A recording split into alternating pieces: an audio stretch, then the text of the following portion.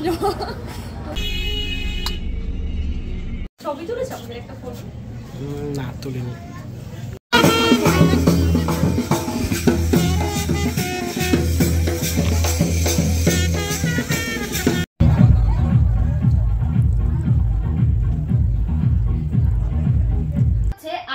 Imperial air purifier. দেখো বাজারে কিন্তু অনেক ব্র্যান্ডের এয়ার পিউরিফায়ার আছে, কিন্তু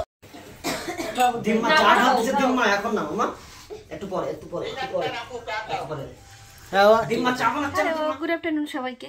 যেহেতু দুপুরবেলা থেকে ভিডিওটা শুট করছি তাই গুড আফটারনুন দিয়ে শুরুটা করলাম।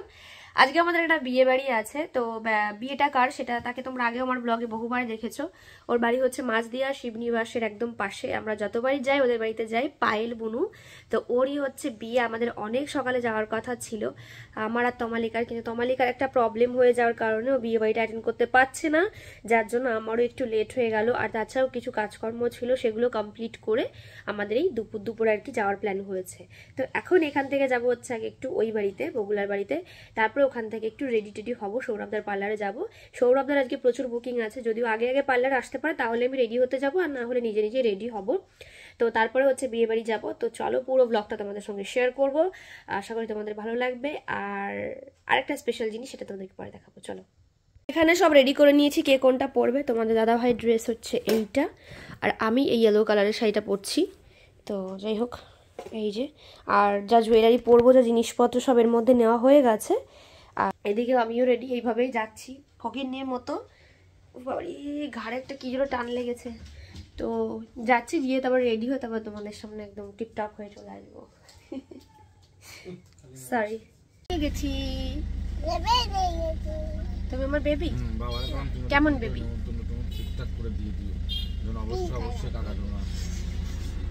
পিঙ্ক কালারের বেবি তুমি আমার। আচ্ছা, তোমরা কি ভাবছো একটা এয়ার পিউরিফায়ার কিনবে? আমি কিন্তু আমার ফ্যামিলির হেলথের কথা চিন্তা করে একটা এয়ার পিউরিফায়ার কিনেছি। চলো সেটাই আজকে তোমাদেরকে দেখাবো।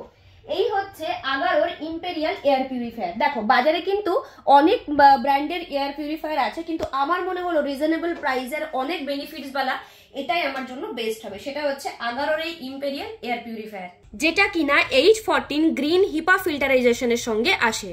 চলো এবার ডিটেলসে তোমাদেরকে বলি। এটা হচ্ছে আগারোর ইম্পেরিয়াল এয়ার পিউরিফায়ার, যেটা তোমরা 400 স্কয়ার ফিট রুমের মধ্যে ইউজ করতে পারবে, এবং এতে রয়েছে 7 স্টেজ পিউরিফিকেশন সিস্টেম। প্রথমে প্যানেলটি হালকা প্রেস করাতেই কিন্তু এটা এভাবে খুলে আসবে, তারপরে আসবে ফিল্টার গুলো। ফার্স্টেই রয়েছে প্রি ফিল্টার, সেকেন্ড যেটা রয়েছে সেটা হচ্ছে কোল্ড ক্যাটালিস ফিল্টার, যেটা কিনা একটি অ্যান্টিব্যাকটেরিয়াল ফিল্টার। এটা ইউজ করার সময় একটা জিনিস মাথায় রাখবে, এটাতে কিন্তু খুব বেশি তোমরা প্রেসার দেবে না। সব থেকে ভেতরে যে ফিল্টারটি আছে সেটা হচ্ছে গ্রিন ট্রু হেপা ফিল্টার H14। এটা বেস্ট ইন ক্লাস একটি হেপা ফিল্টার, যা কিনা PM0.1 পার্টিকেল পলিউশন গুলোকেও ট্র্যাপ করে। এটি একটি হাইলি এফিশিয়েন্ট হেপা ফিল্টার, যেটা কিনা তোমরা কোনো ব্র্যান্ডের এয়ার পিউরিফায়ারে পাবে না, শুধুমাত্র আগারোর ইম্পেরিয়াল এয়ার পিউরিফায়ারেই পাবে।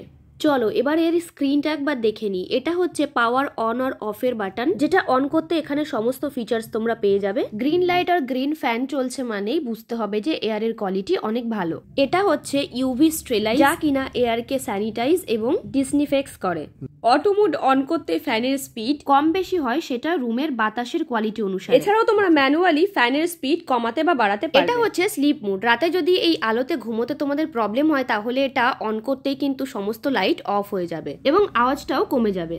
এটা হচ্ছে টাইমার, যেটা কিনা তোমরা 1 থেকে আপ টু 12 ঘন্টা অবধি সেট করতে পারবে। এরপরে রয়েছে আয়োনাইজার, যা বাতাস থেকে নেগেটিভ আয়ন্সকে ডিসচার্জ করতে সাহায্য করে। আর আমার কাছে এর বেস্ট ফিচার্স এটা, যেটা হচ্ছে চাইল্ড লক, যেটা কিনা 3 সেকেন্ড এভাবে প্রেস করে রাখলেই কিন্তু পুরো স্ক্রিনটা লক হয়ে যাবে। দেখো কোনো বাটনে কিন্তু আর কাজ করছে না। আবার 3 সেকেন্ড এইভাবে যদি আমি প্রেস করে রাখি, দেখো অটোমেটিকলি কিন্তু আবার সবকিছু চালু হয়ে যাবে। দেখো আমি একবার দেখিয়ে দিচ্ছি, দেখো ফ্যানের স্পিডটা এবার আমি একটু বাড়িয়ে দেখালাম। এখানে আরো একটা ডেমো তোমাদেরকে দেখাই। দেখো আমি একটা ধূপকাঠি জ্বালিয়েছি, সঙ্গে সঙ্গেই কিন্তু ফ্যানের যে কালার সেটা কিন্তু পুরোপুরি রেড হয়ে গেল। এটা থেকে আমরা বুঝতে পারবো যে কতটা খারাপ বাতাস আমার ঘরে আছে। দেখো এটা কিন্তু 427 অব্দি পৌঁছে গেছে। যেহেতু অটো মোড অন করা আছে সেহেতু দেখো এবার আস্তে আস্তে এয়ার পিউরিফায়ার কাজ করতে শুরু করবে, আর ফ্যানটাও কিন্তু গ্রিন হয়ে যাবে। এবং এর সঙ্গে আছে একটা রিমোট কন্ট্রোল, যেটা তোমরা দূর থেকেও কিন্তু কন্ট্রোল করতে পারবে। তোমরা কিন্তু এই প্লাগের সাহায্যে ঘরের যে কোনো কর্নারে এটা সুন্দরভাবে রাখতে পারবে, তবে মনে রাখবে যেখানে এটা রাখবে একটু স্পেস রাখবে। তোমরাও যদি চাও এই এয়ার পিউরিফায়ারটা কিনতে তাহলে কিন্তু এই প্রোডাক্টের লিংক আমি আমার ডেসক্রিপশনে দিয়ে রেখেছি, তো দেরি করো না, ঝটপট গিয়ে পারচেস করে ফেলো। ফার্স্টে এসেছিলাম ওই বাড়িতে, তারপরে এখান থেকে সৌরভদাকে কন্টিনিউ ফোন করছি, তা বলছে যে ব্রাইডের চুল বাঁধছি, একবার বলছে শাড়ি পরাচ্ছি, মানে ব্রাইডের গায়ে হলুদ হতে একটু লেট হয়ে গিয়েছিল, যার জন্য কিন্তু সৌরভদাও আমাকে সাজিয়ে দিতে পারেনি। আর বগুড়া কোনো মেকআপ আর্টিস্ট অ্যাভেলেবেল ছিল না, কেননা এই ডেটে এত পরিমাণে বিয়ে ছিল যে কাউকেই আমি পাইনি।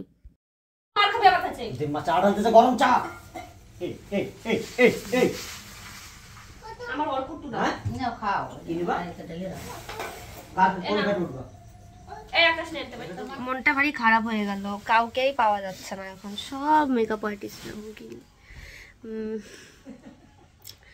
তো ব্যাপার হচ্ছে কি, যেটা মনে সাড়া দিয়েছে, আমি সবকিছু নিয়ে এসেছিলাম বাড়ি থেকে, কাজল টাজল এগুলো নিয়ে এসেছিলাম, কাজলটা আমি পরেই নিয়েছি। তা এখন চুলটা নিয়ে বড় বিপদে পড়ে গেছি আমি।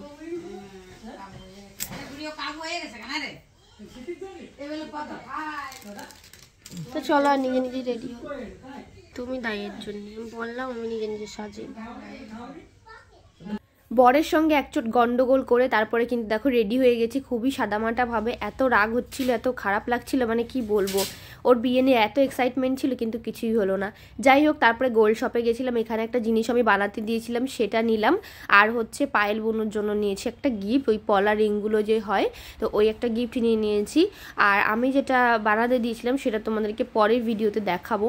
তো যাই হোক, সেটা এত সুন্দর করে বানিয়েছে যে দেখে আমার মনটা ভালো হয়ে গেল খানিকটা। তারপরে টুকটুক করে কিন্তু আমরা বিয়ে বাড়ির দিকে এগোলাম।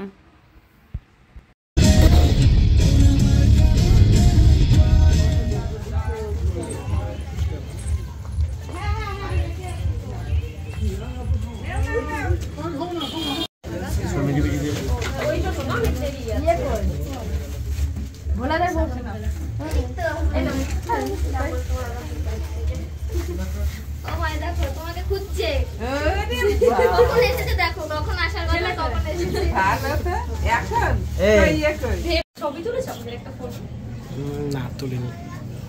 তো বোনকে গিফটটা দিয়ে তারপরে বেশ কিছু ছবি তুললাম, তারপরে চলে এলাম কফি খেতে, তারপরে ভাবলাম একটু বাইরের দিকটা থেকে ঘুরে আসি।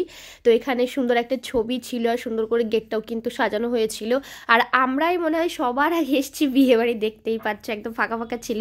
তারপরে অনেকক্ষণ সময় কাটানোর পর পুরো কিন্তু বিয়েবাড়ি পুরো জমজমাট হয়ে গেল, মানে লোকজন পুরো ভর্তি হয়ে গেল।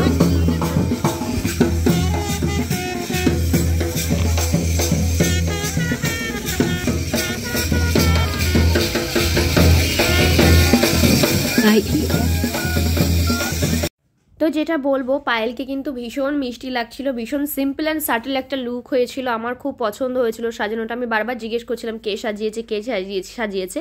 তারপরে কিছুক্ষণ ওয়েট করার পর দেখো বর চলে এসছে, আর বর আসাতেই কিন্তু একদম বিয়ে বাড়ি পুরো জমজমাট হয়ে গেছে। তো যাই হোক, আর বরের কিন্তু একদম কাছাকাছি বাড়ি ছিল, মানে এপাড়া ওপাড়া বলতে পারো, মানে আমি যতটা জানি আর কি।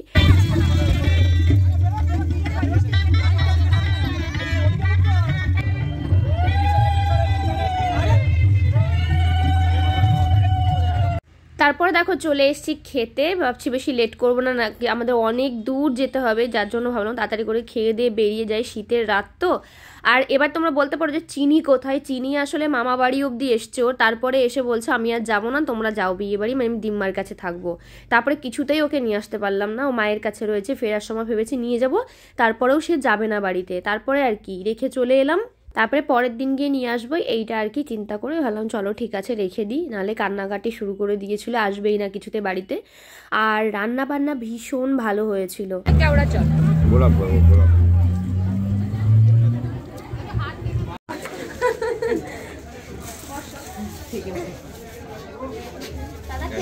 হ্যাঁ গো, খুব ভালো হয়েছে। না গো, বেরোই আমরা।